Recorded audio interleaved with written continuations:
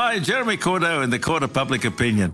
I'm just on air here to let you know that we'll be live streaming the Court of Public Opinion every Friday between 9 o'clock and 12 on jeremycordeaux.com. Please join us. We'd love to have you.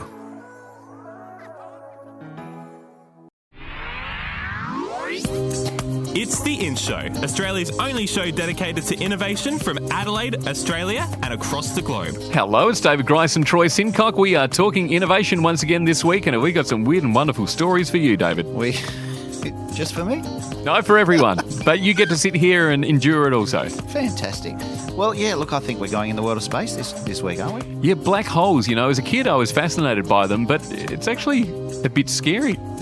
Well, it does seem that way. Well, here's Claire with the story, and you're going to hear about this thing called quenching. I've never heard about it before, but it has serious ramifications. What have you got for us, Claire? Cheers, guys. This week I'll be talking about life-sucking black holes and what's in store for augmented reality in 2018. But first, researchers from the University of Michigan have developed a non-invasive treatment for tinnitus. Millions of people around the world who live with the incurable disorder hear phantom sounds like buzzing and ringing. Sufferers can either see a cognitive behavioural specialist to help them deal with the distress, use sound to drown it out, or get brain surgery, which isn't guaranteed to work. The disorder is caused by neurons which are misfired in part of the brainstem called the dorsal cochlear nucleus, which is responsible for processing oral information. The misfired neurons are meant to be activated when sound is interpreted by the brain. People with tinnitus have these neurons firing all the time, whether there's sound or not. So researchers in Michigan have developed a small box-like device that can help. It can retrain the brain by using combinations of pulses and sounds that decrease the amount of neurons. All users have to do is wear headphones and a set of electrodes on the head and neck for 30 minutes a day. Most of the volunteers who've tested the device say their tinnitus went away after using it for a few weeks, but that it came back after 1 week without it.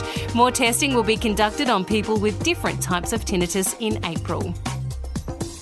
Augmented reality is set to become mainstream this year. That means you can expect a whole lot more functionality.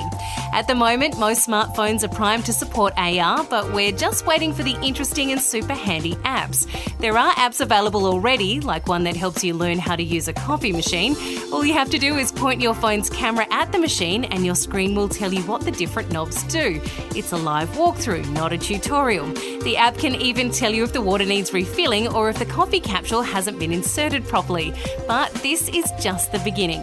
This year, live AR apps will instruct you on how to put together furniture. Fun live games will put zombies in your bedroom. You'll be able to virtually try on shoes to see if they fit, or even use the technology to see what restaurants offer the best deals on the street you're walking on.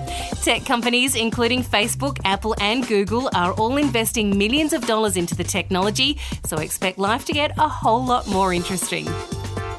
In the middle of every galaxy lies a huge black hole, but they don't just consume objects that pass near it. This new breakthrough proves that a black hole can eventually become so large that it stops galaxies from producing new stars in a process called quenching. Stars are created from cold gas, but when black holes become large enough, this gas is sucked into the void, causing bursts of high energy. This energy forces the cold gas out of the galaxy, making it impossible for new stars to form. The researchers analysed information about light from the Hobby Eberly Telescope Massive Galaxy Survey to develop historical snapshots of the formation of stars in galaxies. They then compared the histories of multiple black holes and discovered that quenching begins earlier and faster in galaxies that have bigger black holes. In a couple of billion years, this will be the inevitable fate of our own Milky Way galaxy. All of the stars will be quenched and the black hole will dissipate. And that's what's in news this week. Thanks, Claire. Well, David, they're about to turn the lights out on us. Oh, my goodness. What are we going to do when you want to, have a romantic evening with your partner? You're sort of sitting by the beach, you're looking into the sky, you see that myriad of beautiful stars and they're all gone. I know we're not going to be here to experience it. It's going to be billions of years away. But part of me wants to stick around to see what this is like, because does that mean that, the sun is a star?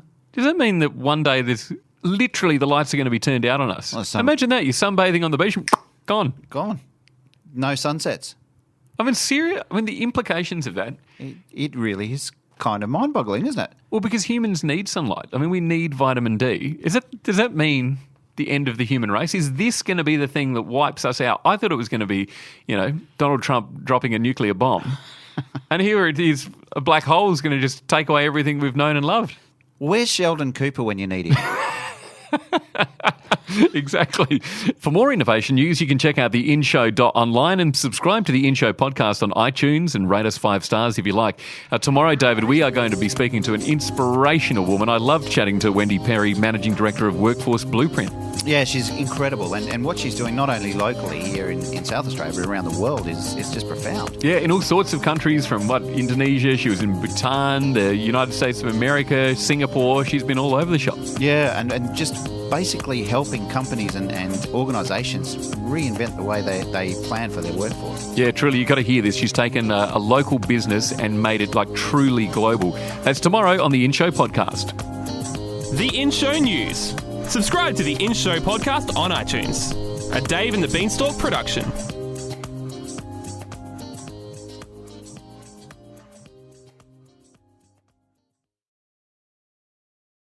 Hi, Jeremy Cordeaux in the Court of Public Opinion.